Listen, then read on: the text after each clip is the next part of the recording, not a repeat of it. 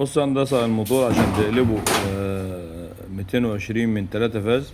طبعا طريقة التوصيل واضحة عندنا. 380 متوصلة ستار، وال 220 بتوصل دلتا 111.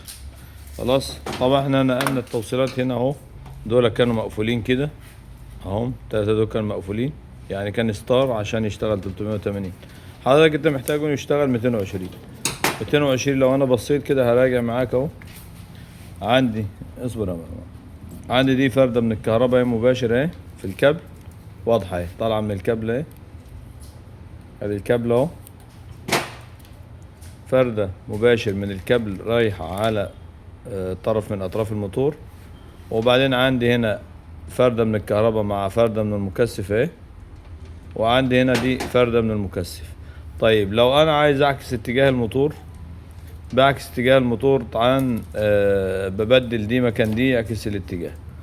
طيب المكثف هنا بختاره بناء عليه، اللي هو ليها حسبة هنبعتها لك ان شاء الله على عندك ونقول لك. ده المكثف 6 يونيفرات. خلاص كده. جرب يا ابني، وصل كده الكهرباء ونجرب الموتور.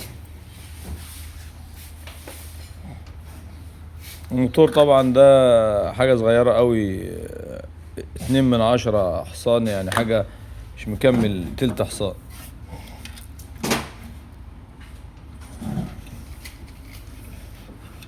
بالنسبة للمكثفات بنختار كل مكثف، مثلا لو نص حصان بنحط له مكثف 10 مايكرو فراد.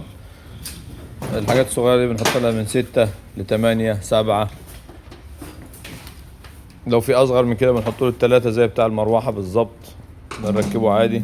الموتور اشتغل اهو.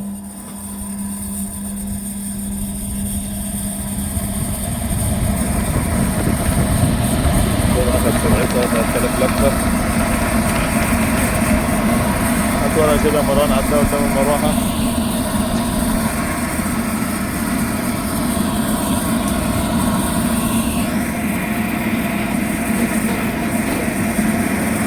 الموتور واخد سرعته حاجة يعني كأنه شغال 3 فاز بالظبط.